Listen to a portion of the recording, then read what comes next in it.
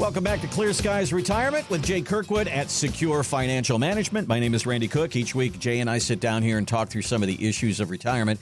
And Jay's been helping people for an awfully long time. So if you're kind of wondering what you're going to do, take that step to find somebody to help you with your retirement planning. That is why we have this show. So, Jay, there are people out there that will come to you and make you the expert. There are other people that believe that they are the expert, the DIYers, the do-it-yourselfers. I think Home Depot is they got, you can do it, we can help. Okay, there you go. Well, there's a lot of people that do it themselves, and somebody wrote into the Market Watch advice column, and they had this question, but I just want to home in on how it started. This person said, I spend 5 hours a day on my portfolio, ... And then they asked a bunch of questions. And I'm going, holy smokes, 5 hours a day. So somebody walks into your office, Jay, and they're sitting on the other side of the table, and that's the first thing that comes out of their mouth. What do you say?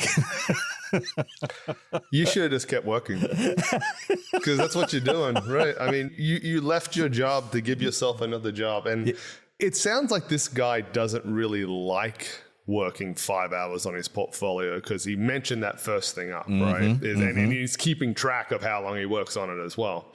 And I don't know what he could be doing, frankly, for 5 hours a day working on his portfolio, unless he's day trading it, and then he's got even bigger problems. Yeah. You know. So, I mean, when I think about this person, there are people out there that really like this. I mean, they like to tinker with it, and I get it. But do you want to do that in your retirement? I mean, I got to believe that there's people that might come in with that attitude first and say, Jay, look what I've done all these years, and here's my spreadsheets, and I'm really into this. But then later in retirement, when they start to enjoy themselves, do they kind of turn it over to you and say, yeah, you're doing fine. I don't need to do 5 hours a day. Does that happen? Yeah. This is what surprised me a long time ago, right? When I started the business and people started coming to us. We have accountants that are clients. And I was like, I never thought we'd have accountants as clients. We have people that have worked in the investment space in significant roles come to us. And I asked one of them, he was an accountant, and I said, hey, this isn't foreign territory to you, right? Like you understand this. You've probably had, investment related conversations with people for decades before you sold your practice. He already understood what this guy is running into. He said, yeah, but if I'm going to do it right, it's a full-time job. Wow. For me to keep up with it, if I'm going to do it the right way. And he said, if I wanted that, I wouldn't have sold my firm. I would have just kept working, right? I want my money to now work for me and me not be the slave to it. Yeah. And that's what it comes down to. Now, if you like doing this and you like investing the time and you've got a good grasp of everything, you should keep doing it. Frankly, it's not, we try and discourage those people from coming to us because it never works, right? But if that's not what you want, if this has become a second job to you, is that the reason you're retired? Yeah. And I also think about this person. Are you married? Do you have a wife? And if you all of a sudden were out of the picture, is she going to work on it 5 hours a day? I doubt it.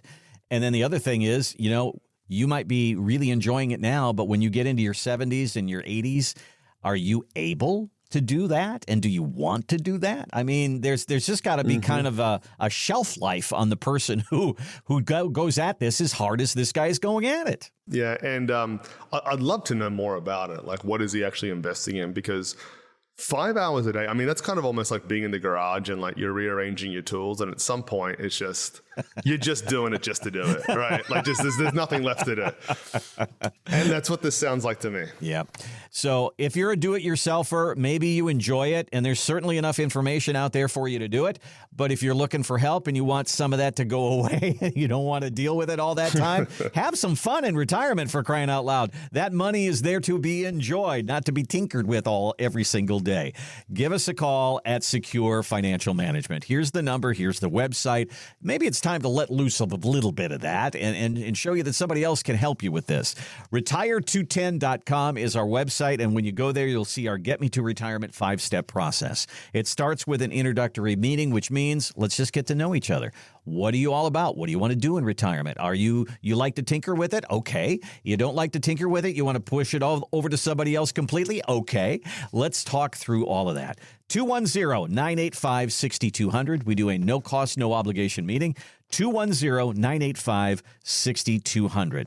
So the worry about Social Security is starting to show up in the numbers. This year, 276,000 more people have filed for Social Security than last year. It's an increase of 13%. That might just be because so many people turned 65. But the actual numbers are showing us that many of these people who are filing at the earliest age of 62. Those headlines out there, Jay, are scary that, you see the word bankrupt next to Social Security. That freaks people out. That's not necessarily the case. But what is the discussion about if somebody walks in and says, I want to get Social Security right now because I'm afraid it's going to run out? How do you deal with that conversation? Yeah, I mean, there does seem to be a little bit of that kind of when in doubt, cash out mindset, right? With this, and just, let's get what we can while we can. So we approach this in a couple of different ways. We do discuss the option of 62 a lot with our clients. And the reason we do that is not to say you should definitely take this at 62, but what we want to do is compare and contrast what the different options are, because most of the information out there, all it does is talk about take it at 70, delay it as long as you can, delay it as long as you can. And look, if you've got really good genes in your family and everyone's living to 90 and 100 and you've got no health concerns, maybe that's something you should consider. So we actually had a client review yesterday with one of our clients, and his mom turns 103 next month. Wow. And 103 next month. And I think this lady's going to live forever because she just fell and she broke her hip. And the surgeon came and talked to her son, my client, and it just said, hey, I just want to prepare you, because at this age, 30% of the time, it's fatal within a month or something. She gets out of the surgery and he's just like, yeah, she's got the bones of a 60-year-old. She'll live forever. And I was like, all right, well, yeah, if that's you, then wait till 70. I would agree with you, okay? Well, I've got bad news for you. That's not most of us, right? It's just, it's not. And so we tell people, if the only fear you have is that you're going to miss out, and that's why you're going to take it early at 62, and if it wasn't for that, you'd be waiting till full retirement age. You'd be waiting till 70 or whatever. That should not be your deciding point, right? You shouldn't let those headlines and kind of the political turmoil that goes on determine that, okay? Now, let's also talk about comparing 62, comparing 70. This is the truth of why a lot of people take it early. It's not uncommon that people plan to take it later. They plan to take it at 67. They plan to take it at 70. When they're working, when they're doing their planning, well, that's pretty easy to say that when it's so far away and you don't even have the opportunity. But then 62 comes, and this is just life, right? A neighbor, somebody that goes to your church, whatever it is, that they run marathons and you think they're pretty healthy, and you know what? One day they just keel over and they're gone, right? And the thought starts to go through your mind, well, I'm going to take what I can while I can. I don't know what the future holds for me. Is it true that I'll get more when I'm 70? Yeah, it is, right? And if you have a long life expectancy, that was the best option. The problem is we don't know what the future holds for us. And this is the way I look at it as well. We don't know what the future holds for us. And if we're not taking the money from Social Security, right? So we're going to get $2,500 a month from Social Security, whatever it is. If we're not taking it from there, it's got to come from somewhere, right? We've got to fund our retirement from somewhere. So then what we're doing is we're leaning more heavily on our accounts, on our investments, on our IRAs or 401ks. So we're depleting an asset that, in my case, right, my wife and my kids would be the beneficiary of if I didn't get to use it all, to preserve an asset that pretty much lives and dies with me. Right. Right. I mean, you can get very technical with it and say, well, there's a spousal benefit that can be stepped up or survivor benefits and stuff. There's a ton of different factors we can discuss, but we don't know what the outcome is for any of those, frankly, until it already happens, and then it's too late. I just look at what can I preserve for me and my family the longest. I'm just glad they're starting to talk about it. I mean, we are getting to that point now where we really have to start getting down to it. I mean, over the last 30 days, I've seen two solutions or possible moves that the government would make. One is to cap Social Security for everybody, no matter how much you put in, at $2,000 a month. That doesn't sound so good, because I'll bet there's a lot of people that you have that have more than that. And then the other one is there's a couple of senators, one from Virginia and another from Louisiana, and they want to borrow a bunch of money, put it into an investment portfolio, and that's going to be how Social Security grows instead of growing it at 1%. And so I'm worried about that, too, because that's putting our Social Security money at risk. Well, there's all these different ideas they come up with. It's not a hard fix. It's actually pretty easy. Just nobody wants to touch it. Raise taxes, right? So there's so many things they can do. And it's not even just raising taxes. So some of the easy levers to pull on, I don't know what it's up to now, right? But it's 150, 170,000, something like that. So income, salaries only have Social Security tax assessed to it up to whatever that figure is. Right. Maybe it's 175,000, right? Why are the guys making $1 million only paying Social Security tax on the first 17% of what they earn, right? Like, is there some room there? Probably there's something there, right? That where we could increase it a little bit. The full retirement age is going to have to change. Yeah. It's just going to, right? So they did it back in the 80s. It used to be 65, and then they kind of like stair-stepped it out. It's pretty wild. I mean, I've got a 5-month-old. Her full retirement age is the same as mine. My 5-month-old, right? Would that be a pretty easy change? Would it be easy to say, hey, excuse me, you're 5 months old, and just so you know, when you get to Social Security in 70 years, your full retirement age is going to be 70, not 67. Like, those are pretty easy fixes. It doesn't take that much to stabilize it. The problem is, I mean, you know what the political environment is like, right? Whoever tries to do it, even if it's the right thing, they will get absolutely burnt at the stake for it. Yep. And they'll be out of a job in a short period of time. That's right. So the discussion continues, but what you can control is what we have to work with right now, and getting all the data that you can and making sure that you're making the best decision for your family. And in order to do that, let's sit down and crunch those numbers. If Social Security is a real mystery to you, let's show you what your options are. Retire210.com is the website for Secure Financial Management.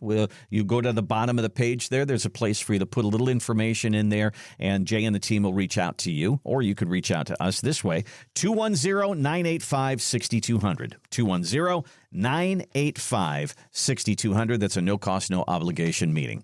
If it's time to talk about your retirement, we are here. That's why we have this show, to introduce you to Jay and some of the difficulties that people are having. He sees people all the time. You're going to retire once. Jay has retired many, many, many, many people, seen an awful lot over the years that he's been doing this. And one of the big concerns is, of course, inflation. It went from, we were at 2 and 3%, and then all of a sudden it went up to 9, and it was nuts. And then now it's back down to 3 again, which people are just kind of saying, okay, there's a few things out there. I mean, you go to the grocery store, meat is still very high. Coffee is still very high right now. There's a lot of things that are. So I was wondering about this. I looked at inflation for retirees. What do they spend their money on, and how much have those things gone up? Eating out is now up 5%. Travel costs are up 8%. Nursing home costs are up 9%. At-home care is up 10%. And next year, Medicare Part B is going to be up 11%. So much for 2-3% inflation. So how big of a difficulty? Is this a big problem that we should really be worried about? I know we want to get a little raise each year in retirement to handle it, but is it the big scary monster that we think it is? Number 2 on the list? It is going to be a scary monster if you haven't planned for it. Okay. And I think I've shared this story with you before. This is a long time ago, like before COVID. Everything seems to be kind of like before and after COVID, right? As far as timeline goes. We had a guy come in, and he was pretty young. He was, maybe he had just turned 55. And he was very much a do-it-yourselfer, but like most do-it-yourselfers, he didn't really know if he was doing it right. So he's like, hey, can you talk to me? And I said, well, look, this is what we do for clients, but you're already here, so whatever. Let's discuss it. And he said, well, you look at my plan and just see if it's right. And I said, okay. So we looked at it for a while, and just having done thousands of financial plans over the decades, you can kind of get a feel for where somebody is financially, just with just a little bit of data, right? Kind of how old are you? When do you want to retire? How much you got to work with? How much do you want to spend in retirement? I was looking at these numbers and I was like, man, I don't know how this is working. It doesn't make a lot of sense to me. And so after a while, I said to him, okay, what assumed rate of return are you assuming you'll get on these retirement assets? And he said 16%. So first red flag, right? So for his plan to work, he has to hit 16% every year for decades. So probably an issue there, right? And the next thing I said, okay, well, that's kind of problem number one. And I said, all right, what are you using for inflation increases? So remember, this is before COVID, right? So inflation was almost nothing. Very low. And we've talked in prior shows about how back-to-back positive markets like we're in right now skew people's reality of what investing is. Okay, people think their risk tolerance is much higher than it really is. Their expected returns going forward, same with this guy. So that happens with inflation as well. I said, well, how much are you increasing this by every year, every 2 years, whatever, something? He's like, oh, well, we don't have any inflation, so I haven't built anything in. It's just the same amount until I'm 90. I was like, well, man, that's probably a problem as well. I don't know ever what happened with that guy, whether he went and redid his numbers or he actually ever retired. But he would have got a rude wake-up call to his financial plan in 2022 when all this inflation started hitting us. And, really, you said, the number one concern is running out of money. Number two is inflation. It's the same problem. That's really what it is. Like number one and number two are really the same problem, right? Running out of money, not having the purchasing power that you want, it's all the same thing. And it comes back to you haven't planned for inflation. Yeah, and having an income plan, knowing how to turn that 401k into a paycheck, knowing how much you're going to get paid in Social Security. And I mean, that's what we all want to know. You go in and you're going to interview for a job. That's one of the first questions. How much am I going to get paid? Well, you should ask that same question about your new job, which is called being retired. Give us a call. It is time to talk about that and find out what your retirement paycheck is. 210-985-6200 is our number. 210-985-6200, or our website is retire210.com. You can start right there at the bottom of the page. There's a place for you to put a little information in there, and Jay and the team will reach out. Okay, so we've talked about this story many times because it continually comes up. How much do you need to save for retirement? And the number just keeps going up. And we've talked about the danger of these numbers because sometimes somebody will see $1.8 million and they'll go, well, I can't retire till I get that. And then they don't retire and then they die. And it's sad. It's just sad. It's sad. It is. So Motley Fool said, okay, let's put this in perspective here. When you see one of those stories, ask yourself these questions. Do you live in a high or a low cost area? Is your house paid off? How are you going to live in retirement? Are you going to spend or are you going to be very modest in retirement? How much do you usually spend per month anyway? And how much are you going to get for Social Security?